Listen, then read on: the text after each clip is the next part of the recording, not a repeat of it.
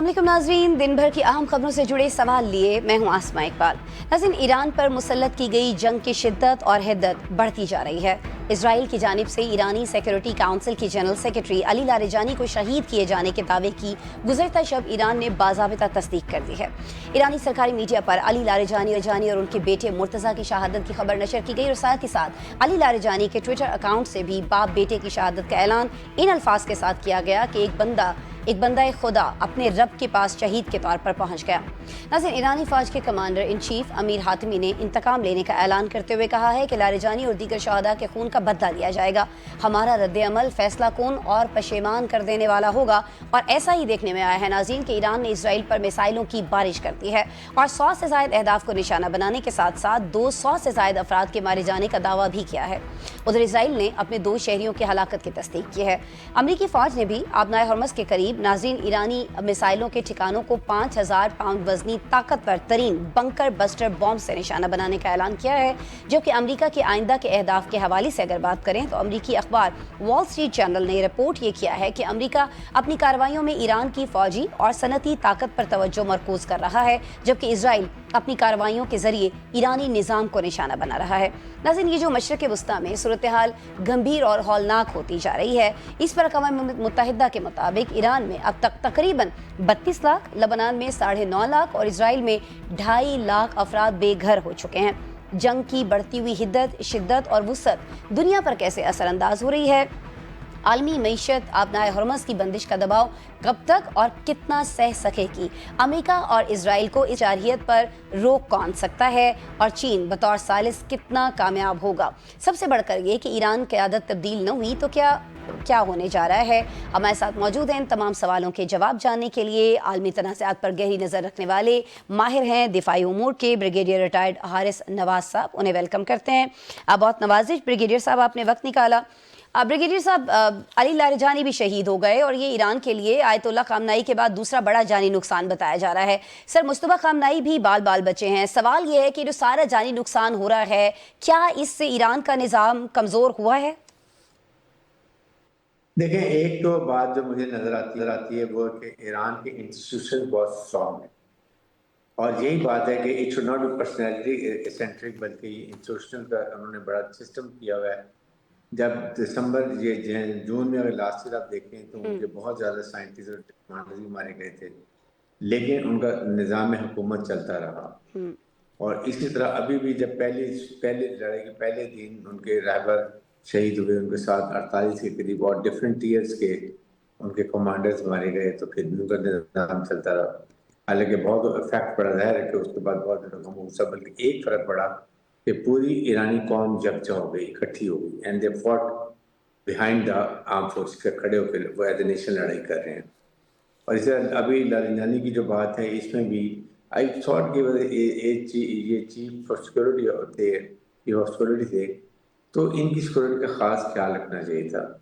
ये security lab से इनके जरूर न कोई अंदर कोई ऐसे हैं, मीर सादिक और मीर जाफर, जो कहीं ना कहीं खबर देते हैं और न बाय नौ ईरान को समझ आती है कि वो कौन लोग हैं। उनको कम से कम सबको हटा के नई एक इनका अमला आना चाहिए जो इनके सीनियर लीडरशिप के साथ जो काम करता है, वो बिल्कुल सिक्योरिटी क्लियर हो, डबल सिक्योरिटी चेक हो उसके ऊपर, ताकि कोई ऐसी बात ना हो। एवरी टाइम जब यू लूज सच पीपल तो आपके अवाम को भी इफेक्ट होता है। और फिर सेकंड ये है कि वो इतनी ज़्यादा जब वक्त उस काम की ज़रूरत है, उन्होंने इतनी मेहनत की कंट्रीब्यूशन की, दैट इज टाइम गोज। तो ब्रिगेडियर साहब, अभी ये कहा जाना चाहिए कि जो फैसले लिए जा रहे हैं, जो अहम शख्सियात हैं उनके सिक्योरिटी के हवाले से, वो फैसले सही नहीं हैं ईरान की जानिब से, क्योंकि बहुत सारे लोग ये बता रहे हैं कि ये जो अभी मौजूदा सूरत हाल है इसमें ईरानी क़यादत फैसले नहीं कर रही है, बल्कि पासदारान इंकलाब जो है वो बराह रास्त फैसले कर रही है। और आपको लग रहे फैसले, क्योंकि लोगों की अभी भी शहादतें हो रही हैं आम शख्सियात की, तो ये फैसले सिक्योरिटी की सूरत हाल को लेकर सही नहीं है। सिक्योरिटी लैब्स तो है ना, सिक्योरिटी लैब्स है जिसकी वजह से हो रहा है, तो इसको होता है, लेकिन ऑलवेज रिविजिट, इसको ठीक कर सकते हैं। It's not a rocket science कि उनके जो सिक्योरिटी के बड़े एक्सपर्ट वहाँ पर होंगे, एंड दे शुड इंश्योर कि इसके बाद कम से कम कोई लीडर्स की शहादत नहीं होनी चाहिए।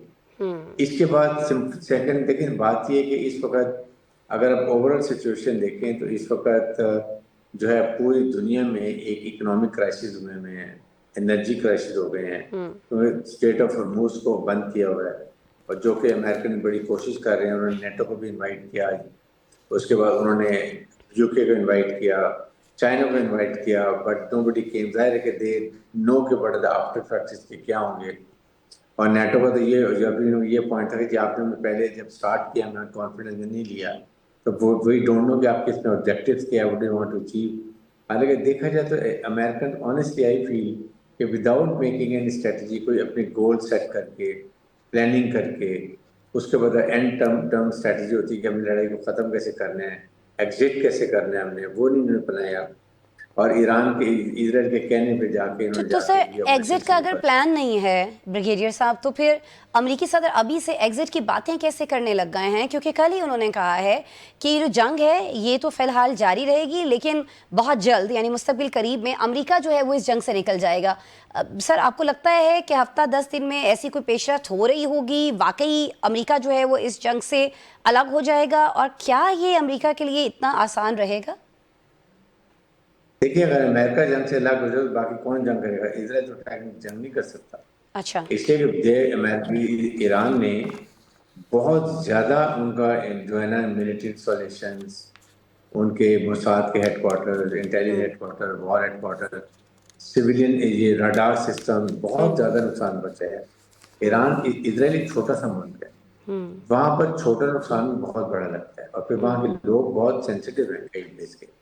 اور جس طریقے سے ابھی انڈیا لے جانے کے بعد جو وہاں پر انہوں نے میزائل فائر کیے ہیں، دیور ویری ہیوی، 200 ٹن کے فائر کیے ہیں، اور وہ جا کے انہوں نے بہت وہاں پر تباہی مچائی ہے. ایران تو کلیم کرے کہ انہوں نے 200 پہ اسرائیل کو مارے وہاں پر، حالانکہ وہ بھی اور انہوں نے پورا بلیک آؤٹ کیا ہوا ہے. آپ کسی فاکس نیوز پہ دیکھ لیں، سی این این پہ دیکھ لیں، بی بی سی پہ دیکھ لیں، کہیں کوئی ان کے دکھاتے نہیں کہ کیا نقصان ہو رہا ہے، صرف ایران کا دکھا دیتے ہیں. تو دس اسپیکس کہ ان کا بہت نقصان ہو رہا ہے، وہ نہیں چاہتے کہ ان کے وہاں کو پتہ چل جائے، جبکہ نظر آتا ہے کہ بہت نقصان ہو. اور تو کہ سر ابھی بھی اس وقت سر ان کے پلڑا پھر کس کا بھاری ہے؟ کیونکہ دیکھیں کہیں پر بھی اگر کوئی تصادم ہو رہا ہوتا ہے، کوئی معمولی لڑائی جھگڑا بھی ہو رہا ہوتا ہے، اور جب اس طرح کی بڑی جنگیں بھی ہو رہی ہوتی ہیں، تو سوال عوام کے ذہنوں میں ایک ہی ہوتا ہے کہ جیت کون رہا ہے. تو سر ابھی تک چلے میڈیا تو بہت ساری چیزیں ایسی رپورٹ کر رہا ہے جن کا وجود تک نہیں ہے. تو سر آپ کا تجزیہ کیا کہتا ہے؟ آپ جس نظر سے ساری چیزوں کو دیکھ رہے ہیں، کس کا پلڑا بھاری ہے؟ سر ایران کی اسٹریٹجی صحیح جا رہی ہے؟ دیکھیں، میں اس کانٹیکسٹ پہ کہتا ہوں کہ ایران، امریکہ نے اور اسرائیل نے ٹارگٹ سیٹ کیے تھے. نمبر 1 ان کو آبجیکٹیو یہ تھا، ان کا نمبر 1 آبجیکٹیو یہ تھا کہ ہم ایران کے نیوکلیئر سائٹ کو بالکل تباہ کر دیں گے، ہم ان کی میزائل کیپیبلٹی ختم کر دیں گے، اور ریجیم چینج کریں گے. یہ تینوں آبجیکٹیو تھے. تینوں میں وہ کامیاب نہیں ہوئے. نہ وہ نیوکلیئر سائٹ کو تباہ کر سکتے ہیں، نمبر 2 نہ وہ نیوکلیئر کیپیبلٹی ختم کی، یہ میزائل کیپیبلٹی، کیونکہ ابھی وہ کھل کے فائر کر رہے ہیں. اب نمبر 3 رجیم بھی وہی ہے، کوئی چینج نہیں ہوئی ہے. امریکن پریزیڈنٹ کا یہ دعویٰ ہے کہ ہم نے ان کی نیوی بھی تباہ کر دی، ایئر فورس بھی تباہ کر دی، میزائل کی 90% کیپیبلٹی ختم کر دی ہے، نیوکلیئر سے اڑا کر دی. اگر آپ نے یہ کام کر لیے تو then what is the purpose to hang on? آپ اس کے بعد آپ کو چاہیے کہ ابھی ایگزٹ اسٹریٹجی کریں تاکہ اسٹریٹ آف ہرموز کھلے اور وہاں کی ٹریفک چل پڑے، جو ایک اکنامک کرائسس آگے وہ نہ آ سکے. Then why are you asking NATO کو بھی اور یو کے کو بھی، ادھر سے چائنا کو جائیں ہماری مدد کو آئیں، اس کو کھولنے کے لیے مدد کریں.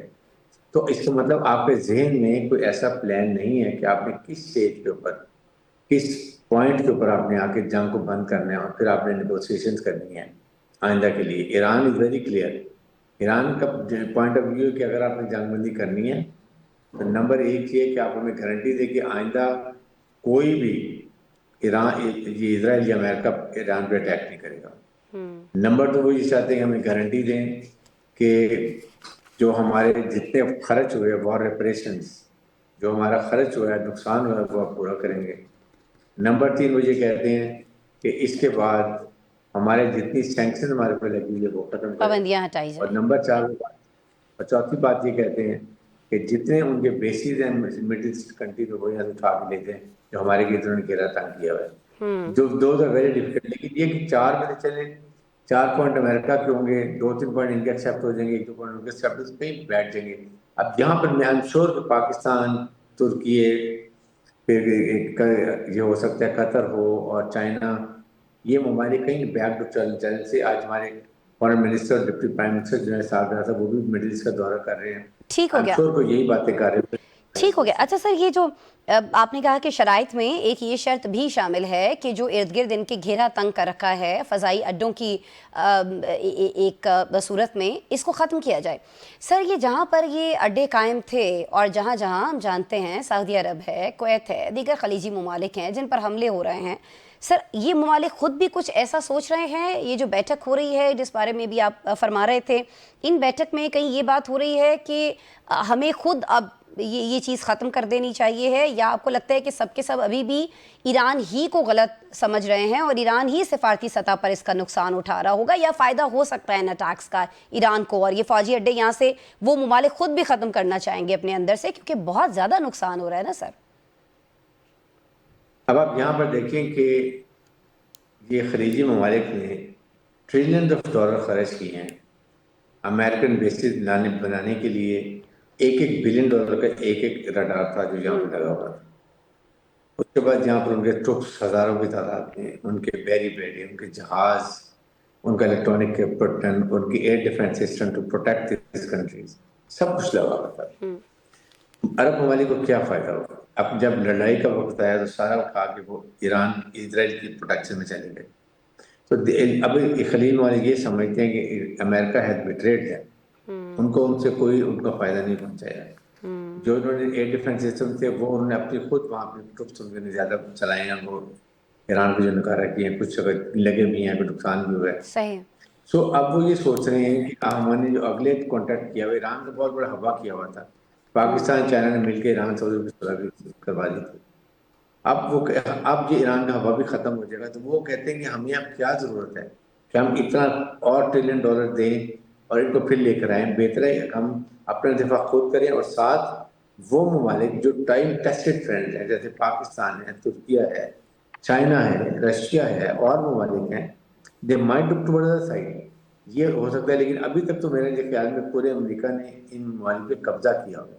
جب وہاں ان کے ٹروپس ہیں, ان کا ویپن اکوپمنٹ ہے, وہاں پر ان کے بیری بیڑے ہیں, ان کے جہاز ہیں, ان کا الیکٹرانک ڈیفینس سسٹم لگا ہوا ہے, that all they have been controlled. But hopefully مجھے لگتا ہے کہ اس دفعہ یہ ضرور اس کو ریوائز کریں گے اپنی پالیسی. ٹھیک ہے, آپ کو لگتا ہے کہ پالیسی یہ ممالک ریوائز کر رہے ہوں گے کیونکہ انہیں لگتا ہے کہ امریکہ نے کہیں نہ کہیں انہیں دھوکہ دیا ہے. لیٹس سی کیا فیصلے ہوتے ہیں, کب تک ہوتے ہیں. اب نئے حرمس کو لے کر بھی بہت سارے ظاہر کے پرابلمس دنیا بھر میں فیس کیے جا رہے ہیں, خاص طور پر پاکستان جیسے ممالک کے اندر. بہرحال بریگیڈیئر ریٹائرڈ حارث نواز صاحب, سر آپ ہمارے ساتھ موجود تھے, اپنا تجزیہ شیئر کر رہے تھے, بہت شکریہ سر آپ کی قیمتی وقت کے لیے. ناظرین پروگرام میں ایک بریک کے بعد ملیں گے تو آپ کو بتائیں گے کہ کس طرح سے بلوچستان کے اندر سیکیورٹی فورسز نے ایک خاتون خودکش بمبار کو گرفتار کیا ہے. کیا کچھ انکشافات کیے ہیں اس خاتون نے, یہ بھی آپ کو بتائیں گے. ہمارے ساتھ سردار عبدالرحمان کھیتران صاحب بھی موجود ہوں گے, صوبائی وزیر ہیں بلوچستان کے اندر, ان سے بھی بات کریں گے.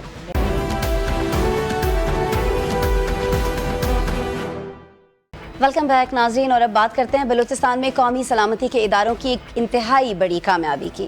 ناظرین, وزیر اعلیٰ بلوچستان سرفراز بگٹی نے آج ایک نیوز کانفرنس میں بتایا کہ سیکیورٹی اداروں نے بلوچستان میں ایک کامیاب آپریشن کیا اور اس آپریشن کے دوران ایک خاتون خودکش بمبار کو گرفتار کر کے کئی معصوم زندگیاں بچا لی گئیں. یہ جو نیوز کانفرنس ہے ناظرین, اسی نیوز کانفرنس میں 19 سالہ خودکش بمبار لڑکی لائبہ بھی موجود تھی, اور اس لڑکی کا یہاں پر یہ کہنا تھا کہ طالبان کمانڈر ابراہیم نے خودکش حملے کے لیے اس کی ذہن سازی کی تھی.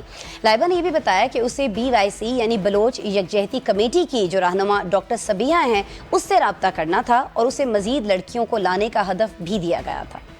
ناظرین, سیکیورٹی اداروں کی تفتیش کے مطابق خضدار کی تحصیل زہری سے تعلق رکھنے والی لائبہ گزشتہ برس جولائی میں کلعدم BLA میں شامل ہوئی تھی.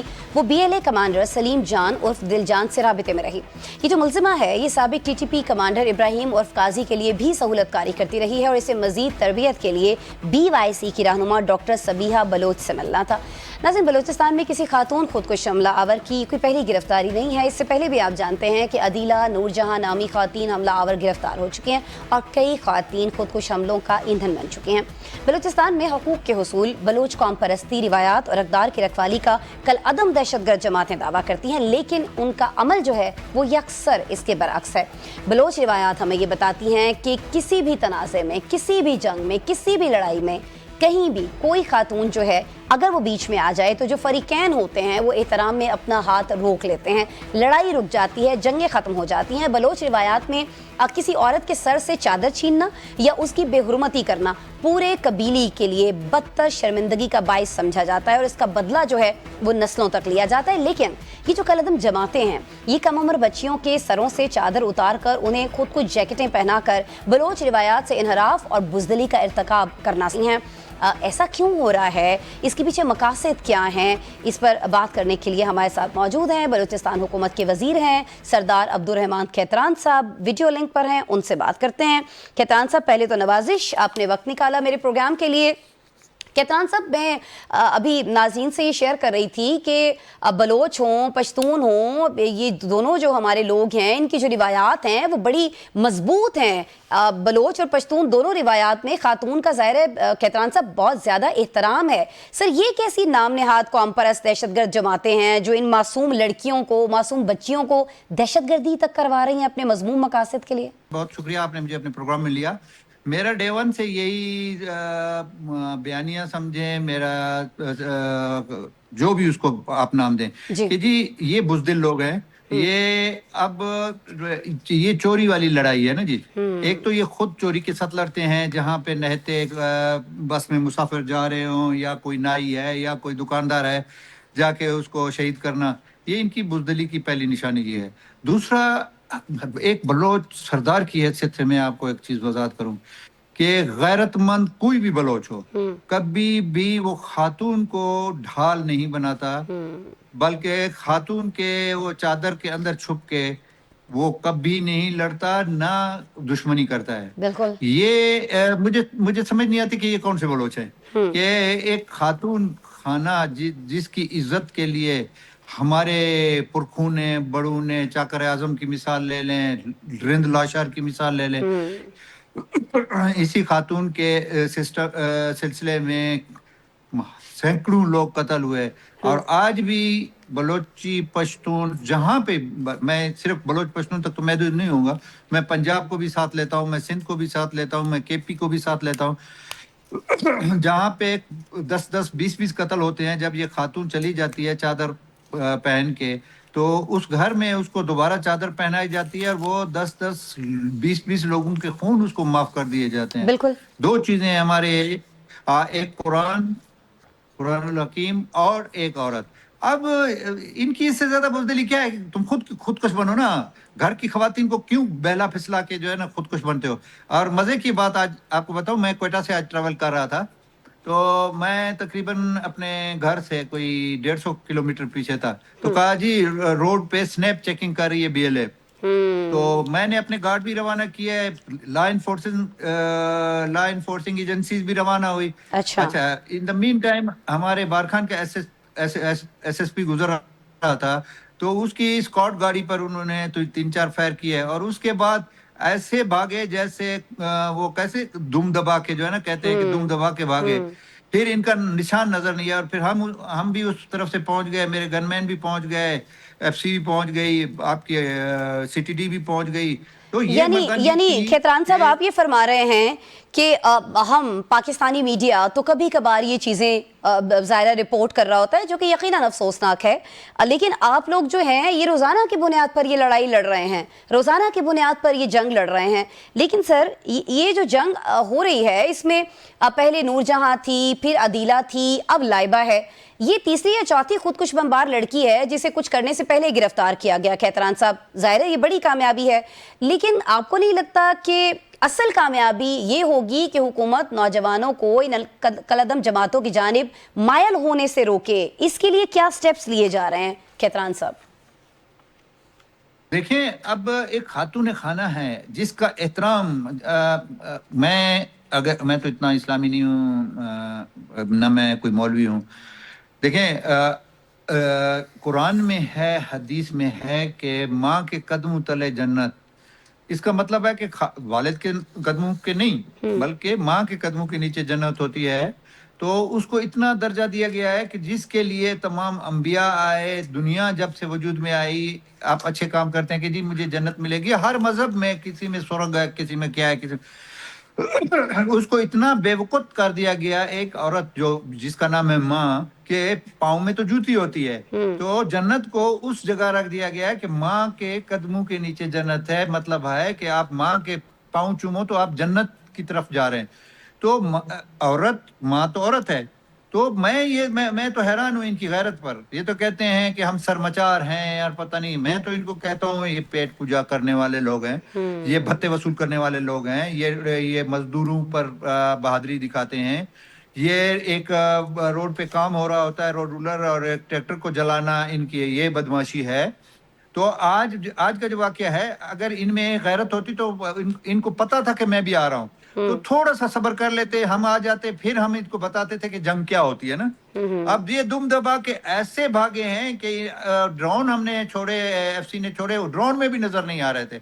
तो इनकी गैरत, तो ये यही ऊंची हरकतें करेंगे। और पिछले दिनों आपने अच्छा, लेकिन खेतरान साहब, जब ये ऊंची हरकतें करते हैं और फिर अवाम इनसे सवाल करते हैं तो ये उसका जवाब भी देते हैं, कहते हैं जी कि गुर्बत जो है 47% है, 28% हमारा जो तालीम याफ्ता नौजवान है वो बेरोजगार है, बुनियादी सहूलियात हमारे पास नहीं हैं, कलदम जमातें जो हैं ये इस सारी चीज़ों को प्रोपेगेंडे को अपने मजबूत करने के लिए इस्तेमाल कर रही है ना। मैं बस आपसे ये जानना चाह रही हूँ कि हुकूमत इसके लिए क्या कर रही है, बलूचिस्तान हुकूमत। देखें, ये हमारे इस शो के प्लेटफॉर्म से, मीडिया के प्लेटफॉर्म से लोगों को बताना बहुत ज़्यादा ज़रूरी है, क्योंकि लोग ये समझते हैं कि जब बलूचिस्तान का जिक्र आता है तो खुदा न खास्ता शायद वहाँ पर सिर्फ दहशतगर्दी हो रही है। मैं तो खुद वहाँ पर गई हूँ, मैंने देखा है कि कितने तरक्याती मंसूबे वहाँ पर जारी हैं, कितना बड़ा बड़ा एरिया है, किस तरह से वहाँ पर सड़कें बनाई जा रही हैं। चंद लोग वहाँ पर रहते हैं लेकिन उनको आपस में मिलाने के लिए कई किलोमीटर लंबी जो है वो सड़कें बनाना पड़ रही हैं। तो हुकूमत बहुत कुछ कर रही है खेतरान साहब, बस लोगों को ये बताना ज़रूरी है। और ये भी बताइएगा कि हुकूमत जो है बलूचिस्तान की वो यूथ को इंगेज करने के लिए वहाँ पर क्या कर रही है, क्योंकि सर हम मैदान खाली तो नहीं छोड़ सकते ना दहशतगर्दों के लिए। देखें अस्मा, पहली बात तो आपने मेरे मुंह की बात आपने की कि आप अगर लाहौर में एक महल्ले से दूसरे महल्ले में सड़क बनाते हैं तो हजारों लोग एक दूसरे के साथ कनेक्ट हो जाते हैं। बिल्कुल उसके बिल्कुल अपोजिट आपका बलूचिस्तान है, 46%, 47% टोटल रकबे के लिहाज से पाकिस्तान का है। तो एक राब्ता सड़क बनाने में जहाँ पे लाहौर, कराची, इस्लामाबाद या कोयटा प्रॉपर शहर में जो खर्चा आता है उससे 50 गुना ज्यादा खर्चा एक गांव को, जिसकी आबादी 20 अफराद पे मुश्तमिल होती है या 40 पे, इनको आपस में कनेक्ट करने के लिए उसके 10 गुना 20 गुना में। तो लिहाजा यही अच्छा, फिर ये हमारा सूबा है, इसके महदूद वसाइल हैं, लेकिन जैसे आपने कहा ना कि जी एजुकेशन, अब इन्होंने एक परसेप्शन बना ली और हिज मास्टर वॉइस चल रही है कि जी बेरोजगारी है। अच्छा, बेरोजगारी हम मान लेते हैं, बात यह है कि आप लोग जहाँ पे जाते हो, आप लोगों के यही जो पहाड़ों पे आप गंदे गलीज हुए पड़े होते हो, जिस जगह पे जाते हो तो वहां पे आपकी जेब से हजारों नहीं लाखों रुपए निकलते हैं। तो मैं पूछता हूं कि ये तो तुम प्रॉक्सीवार, दुश्मनों की प्रॉक्सीवार कर रहे हो यहाँ पे, ये तो दुश्मन को तुम खुश करने के लिए और उनके टुकड़ों पर पाल रहे हो। इसी वजह से तुम जो है ना अपने सूबे को तरक्की की राह पर नहीं छोड़ते हो। मिसाल के तौर पर मेरे इलाके में रोड बन रही है, ये आएंगे जी हमें 10%, 5% बता दो, नहीं तो हम जो है ना भाई नहीं मिलेगा इधर से बता। अगले दिन ये आएंगे, अब अकेला ट्रैक्टर खड़ा है या क्रश मशीन खड़ी है या एक रोड रूलर खड़ा है, आएंगे जवान मर्दी उसको 2 फायर मारेंगे और उस पे पेट्रोल छिड़क के चले जाएंगे। ये लोहे के साथ लड़ते हैं, लोहा जो बेजान लोहा है, उस लोहे के साथ लड़े जिसकी क़यादत हमारे फील्ड मार्शल कर रहा है कि आए ना, वो तो कहता है कि तुम्हारी 10 नस्लें भी इस सूबे को जो है ना कुछ नहीं बिगाड़ सकती। तो बजाय बेजान लोहे के लड़ने के ना, जिसकी कमान जो है ना हमारे फील्ड मार्शल आसिम मुनीर साहब कर रहे हैं ना, तो उस लोहे के साथ माथा टकराएं, फिर आपको पता लगेगा कि लोहा क्या होता है। अच्छा, अब प्रॉब्लम ये है खेतरान साहब, प्रॉब्लम ये है कि वो ऑपरेशंस जिनकी क़यादत हमारे ज़ाहिर फील्ड मार्शल कर रहे हैं, जिनकी डायरेक्शन वो बता रहे हैं, اس پر بھی پاکستان کے اندر بہت سارے لوگ بہت سارا اعتراض کرتے دکھائی دیتے ہیں کہ جی یہ آپریشنز تو نہیں ہونے چاہیے ہیں, یہ کارروائیاں تو نہیں ہونی چاہیے ہیں, یہ تو ناراض لوگ ہیں, لوگوں کو تو منایا جانا چاہیے. لیکن آپ سردار صاحب ان سرداروں میں سے ہیں جو بی ایل اے سے مذاکرات کے حق میں نہیں ہیں. بہت سارے لوگ اس کی وجہ جاننا چاہتے ہیں کہ آپ سمیت جو دیگر وہ یہ کیوں سمجھتے ہیں کہ ان سے مذاکرات نہیں ہونے چاہیے. دیکھیں اسما, بات یہ ہے کہ ہمارے قبائلی بلوچی ایک مثال ہے کہ کوئی بندہ گھوڑے پر سوار ہو کے جا رہا تھا تو نیچے ایک چھابڑی والا بیٹھا ہوا تھا, اس نے گھوڑا روکا اور گھوڑے کے اوپر سوار تھا تو اس کو آواز لگایا, میاں یہ جو ہے نا انگور کیسے کلو دے رہے ہو؟ تو اس نے کہا بھائی جان گھوڑے سے نیچے اترو, یہ انگور نہیں ہیں, یہ تربوز ہیں. تو وہ بیرونی آقاؤں کے جو ہتھے چڑھے ہوئے ہیں یا ان کے منہ کو جو بھیڑیے کی طرح خون لگ گیا ہے, خون وہ پیسوں والا, باقی خون نہیں, پیسوں والا, کہ جس کی کل ورتھ 10,000 تھی آج وہ جیب میں ہاتھ ڈالتا ہے تو 2-4 لاکھ روپے اس کی جیب سے نکلتے ہیں. تو وہ کبھی بھی مذاکرات کر کے میں آپ کے توسط سے اسما, ہم ایک کورس میں تھے, ہم جانتے ہیں ایک دوسرے کو, میں آپ کے توسط سے ان کو کہتا ہوں کہ بسم اللہ آئیں, پہاڑوں سے اتریں, ہمارے ساتھ مذاکرات کریں, کیا چاہیے آپ کو. ریاست پاکستان آپ کو وہ سہولتیں دینے کو تیار ہے. ہاں ایک شرط پہ کہ پاکستان 1947 میں وجود میں آیا, اس کا ایک آئین ہے, اس کی ایک سرزمین ہے, اس کا ایک سبز حلالی پرچم ہے, اس کو تسلیم کریں, آپ اس کی ملکیت لیں کہ یہ ملک ہمارا ہے. آپ کی جس ایکسٹینٹ میں آپ چاہتے ہیں, آج ہم نے آپ کی پوری دنیا کی یونیورسٹیاں کھول دی ہیں, آپ جائیں ایجوکیشن حاصل کریں. کبھی جس کا آپ تصور نہیں کرتے تھے, آکسفورڈ اور انگلینڈ اور امریکہ اور دنیا کے کسی بھی آپ جگہ جائیں, آج ہمارے غریب سے غریب بچے وہاں پہ جو ہے نا تعلیم حاصل کر رہے ہیں, ایجوکیشن حاصل کر رہے ہیں, میڈیکل. اچھا, اسی طریقے سے یہ ہمارے یہ مختصر دور میں 2.25 سال میں ہزاروں کی تعداد میں ہم نے ٹیچر بھرتی کیے, ہم نے ڈاکٹر بھرتی کیے, ہم نے BHU جتنے غیر فعال پڑے ہوتے سب کو جو ہے نا فعال کر دیا, ہم نے بند سکولوں کو کھول دیا. آج دیکھیں, آج میں راستے میں دیکھ رہا تھا, حالانکہ ایجوکیشن میری کولیگ کے پاس ہے, کہ جو کتابیں سالوں سال نہیں آتی تھیں, مارچ ابھی شروع ہوا اور نصاب کی کتابیں جو ہم بچوں کو سپلائی کرتے ہیں, مفت سپلائی کرتے ہیں ایجوکیشن بڑھانے کے لیے, وہ وافر مقدار میں پہنچ چکی ہیں اور ڈیلیور ہو گئی ہیں. تو اس سے زیادہ ہم کیا کر سکتے ہیں؟ روزگار ہم دے رہے ہیں, کمیونیکیشن کا ہم کر رہے ہیں, بھرتیاں ہم کر رہے ہیں. آپ سردار صاحب بالکل بجا فرما رہے ہیں کہ چیزیں اب سب ہو رہی ہیں, ترقیاتی منصوبوں پر بھی کام جاری ہے, تعلیم کو لے کر جو کام آپ نے کیے ہیں وہ بھی آپ نے گنوائے ہیں, صحت کو لے کر بات کر لیجئے, سہولیات وہاں پر موجود ہیں, سڑکیں بنائی جا رہی ہیں. لیکن ظاہر ہے کہ یہ جو بیرونی فنڈنگ پر پلنے والے لوگ ہیں, ان کو پروپیگنڈا کرنے کے لیے تو کچھ نہ کچھ چاہیے نا. تو یہ ہمارے بچوں کو یہ ساری چیزیں بتا کر ان کو ورغلاتے ہیں اور اس طرح سے انہیں خودکش بمبار بناتے ہیں, اور اب تو ان میں خواتین کو بھی شامل کیا جا رہا ہے جو یقیناً بلوچ روایات کے خلاف ہے. بہرحال سردار عبدالرحمان صاحب, آپ صوبائی وزیر ہیں بلوچستان حکومت میں, آپ ہمارے ساتھ موجود تھے, آپ نے میرے شو کے لیے وقت نکالا, ہمیں بہت ساری حقیقتیں بتائیں آج بلوچستان صوبے کو لے کر. ناظرین پروگرام میں ایک بریک کے بعد ملیے.